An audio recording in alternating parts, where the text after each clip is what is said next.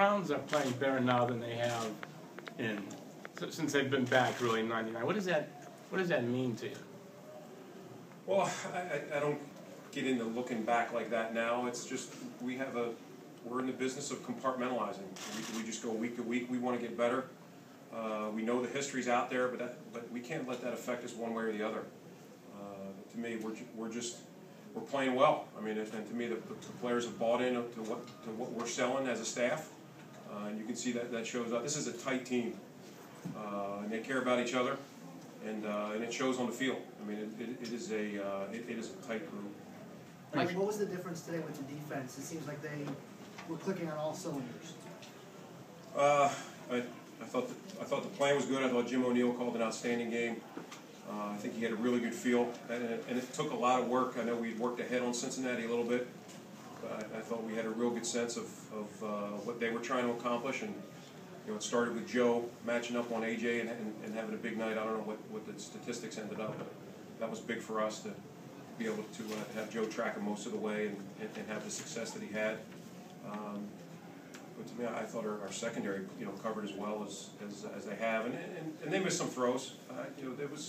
He had some guys open early, and I think the wind might have been a bit of a factor. It was swirling pretty good down on the field, but I thought it started with us stopping the run.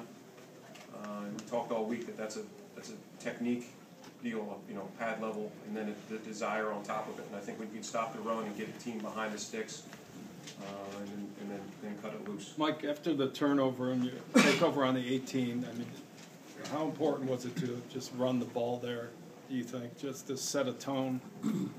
No, it was critical. The fact that we were able to get it pounded in without attempting a pass was a statement. But just the biggest part of it there was converting it into a touchdown. To jump out and take advantage of that turnover, I think got them back on their heels a bit. Mike, how do you explain the running game getting back on track and all three backs scoring a touchdown? Yeah, it was. I think it starts up front. I got to see the film, but I thought the backs ran hard. I thought there were holes there, and I thought that what we were doing schematically was helpful as well. I thought Kyle called a good game, kept them off balance. But I think we had a pretty good feel for what we liked in the run game, even though it was a short week. I thought that we felt much better about the run game this week than we had in recent weeks. Mike, could you talk about your defense, especially your secondary, and how uncomfortable they made Andy Dalton all night?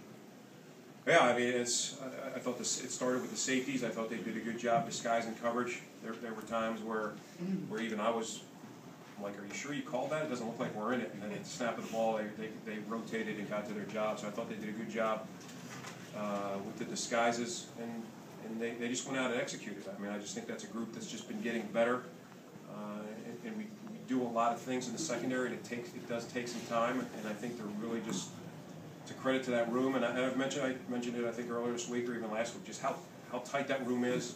The great leadership there with Joe and with Dante. And then you throw in, I can't say enough about the three coaches in that room, Bobby Babich and Jeff Hafley and Aaron Glenn. I just think that they have a great feel for the room, and they have a great sense of what the guys can do and what they can't do. Mike, you said this was a measuring stick game. As you look at it, what did you learn today? Well, just a huge confidence boost for our guys. I mean, just look at the streaks that we ended. I mean, we talked about it during the week. There are not many people giving us a chance. They had won 13 or 14 in a row at home. The Browns had lost, 17 division games in a row on the road. I mean, it was, we kind of took that, hey, it's us against the world mentality. Nobody really thinks that we can come down here and do this. But the big thing for us was be confident early. We didn't want to have it like some other road games where we kind of eased our way into it. And that's where I thought the turnover was huge, where it got our guys pumped up early, and we were able to convert that into a touchdown and roll from there. Mike, during the week, people were wondering if this team was ready to play in prime time and step up to the occasion. Did you have any doubts, or were you confident coming in? We felt good about the plans. Just the Thursday night, it's such a rushed week that you really don't get much time to kind of sit and say, okay, how do we feel about it? It was compress it into 4 days. It's a lot more difficult. So I know we felt good about the plans. I felt good about our players being mentally fresh and physically fresh by the way we handled the week, and that certainly showed. Mike, what did you like most about Brian Hoyer's performance tonight? He didn't try to do too much. It just looked to me like he just went out and did his job, made some big throws. But it wasn't one. I don't think he threw for 200 yards, but I thought he did an excellent job in the second half when we needed to work the clock a little bit. But it's to me, it's him and everybody else. We talked about it all week. This is a do your job and good things will happen game. Don't worry if it's national TV. We don't want guys coming out of structure to try to make plays. Just go out there and you're 1/11th. You do your job and you're on to the next one. Why do you think the wind didn't seem to affect any of his throws? He does throw a tight ball. He does throw a tight spiral. I didn't see too many flutter, but he does. I think people underestimate his arm a little bit. It's a tight spiral, and he can throw it. What about Phil Taylor? A lot of us didn't expect him back. He seemed to give you a little bit of a lift on the line. He did, and I think that was a real positive for us. That we thought it was going to be close whether he could go or not, and knowing the weather forecast and how successful they were running the ball recently, and having the Hill kid, a bigger back, we thought that we were going to get a decent amount of run. That did seem to be their plan until we got up a couple scores, but I think that helped us getting, with Batamosi down, that kind of gave us Phil up as a luxury, and obviously we got to see the tape, but I agree with you. I did see him do some good things. How is he came out in the fourth quarter? Yeah, he's tweaked a little bit. I'm just not sure at this point. I mean, I'm sure we'll look at him again. He'll come in and get treatment in the morning, but it was nothing serious. Did the running back rotation vary a little bit this week because of the short week with Crowell? It did, and also the way we kept it was essentially by personnel groupings. When we had two tight ends, two wideouts on the field, it was Crowell.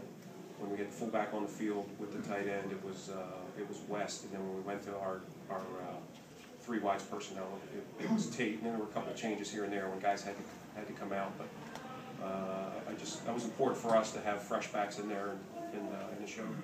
And Hawkins just wasn't ready to go, obviously. He wanted to go, and I made that decision that it just wasn't worth it. I know it was a big game for him, but hey, we're going to play Cincinnati again. And he could have gutted it out and gone, but we just felt it was for him to be close to 100% against Houston. We felt it was best that he didn't go tonight, and obviously that's why we held him. Is that one of the perils of Thursday night? If given the extra couple of days, that he might have been able to go? Oh, he definitely would have been able to. He would have gone if this had been a Sunday game. All right, thanks.